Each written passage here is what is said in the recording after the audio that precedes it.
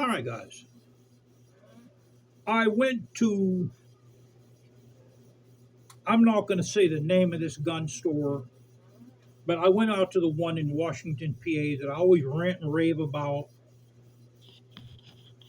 I took my PC charger with me, and I took my Smith and Wesson folding pistol carbine. I was gonna settle on a price.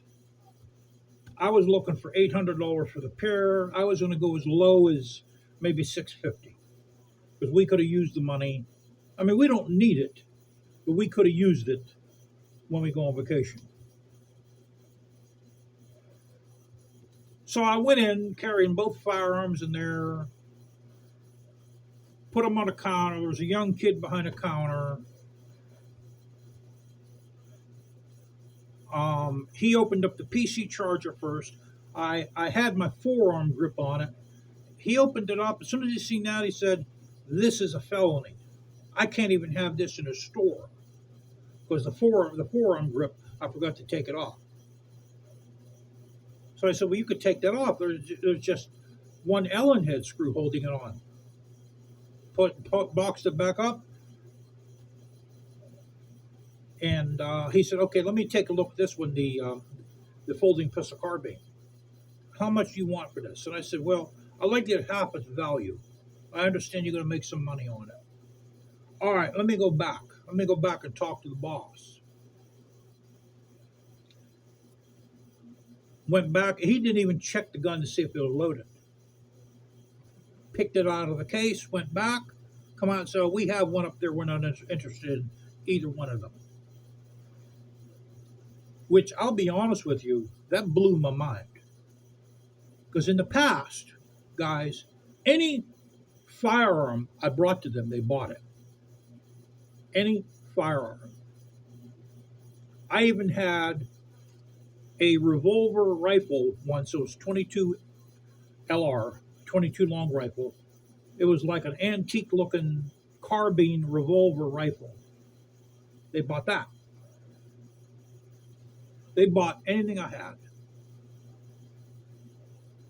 So I was completely flabbergasted that they weren't even interested in either one.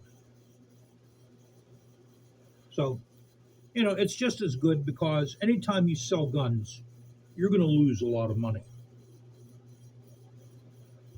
So, my advice to you guys and gals out there is just buy one firearm that you're going to need for whatever purpose you need it for. If you're going to buy a firearm for concealed carry, do your research online for a concealed carry pistol. If you're going to buy one for hunting, so on. If you're going to buy something for home defense, do research on it. But once you buy a lot of firearms, and you think that they're gold, and you're going to be able to fall back on them one day and sell them, in case if you're in a spot where you need money, you know what? It all depends on the market. If the market's cold, they're not going to even want to buy them. And you're going to be absolutely amazed. You're going to be flat. You're going to basically be flatlined, like I was. Because, like I said, I used to go in there. I've been going in that place out in Little Washington for years. For like 40 years, I've been going out there selling guns to them, and they would buy anything I had. This is the first time they refused both of my firearms. They didn't want either one. So I'm banning them. I'm not going to go there anymore. Sportsman's Warehouse is the place to go. Sometimes they have used guns there as well. You have to look on the website. Sometimes they do have used guns. They also buy guns too. But guys, like I said, I really didn't want to sell them because when you sell them, you're going to lose money. I paid $730 for the PC charger. I think I paid 600 and some for the folding pistol carbine. I got to basically sell them for half of that amount, and that's top price. Some places will give you less than that, because when they sell them, they want to make big bucks. They want to make big money. They're not going to sell for just a couple $100. They want to make at least $400, $500, or $600 off each one. Now,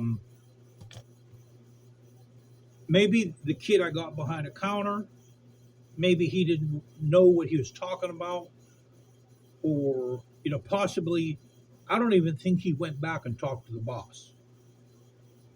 I think he just made his own judgment. So that's okay. They won't get any more of my business.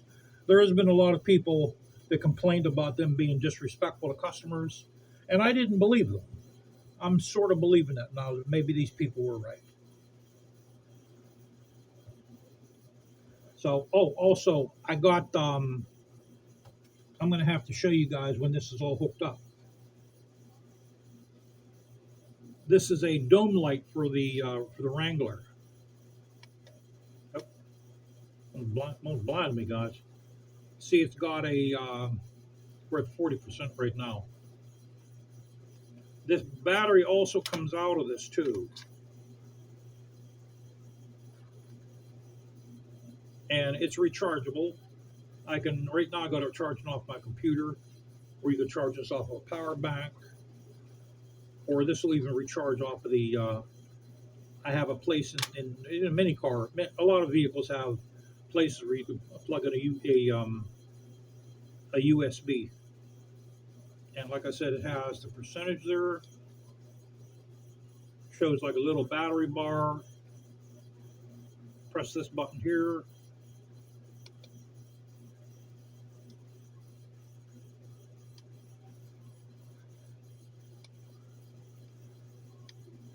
Has ample lighting. So we needed a map light in there for the trip back. And see, this is curved. This is going to go like right above the windshield, where the interior is curved, and then there's a couple screws here too. We're going to drive a couple screws through it. So I'll try to put this on tomorrow morning, and I'll see if I can make a video for you guys. I'll show you how I put it on. What I do is I clean the surface that I'm going to mount this on with alcohol. Then we take this. We take the double-sided tape film off, push it on there, put it in place, and then we'll drive these two screws through, if I still have them. Look, they even give you a little screwdriver too. Yeah, so my guns aren't going nowhere. In a way, it upsets me because my guns, guys, were kind of like something that I could fall back on. And in case of I needed cash, you sell your guns. And you can't even do that now anymore either. You can't even do that. Around here, anyway. And maybe where you're living you can, but around here you can't even do that no more. So, can't wait till we move away from her, guys. That's all I can say.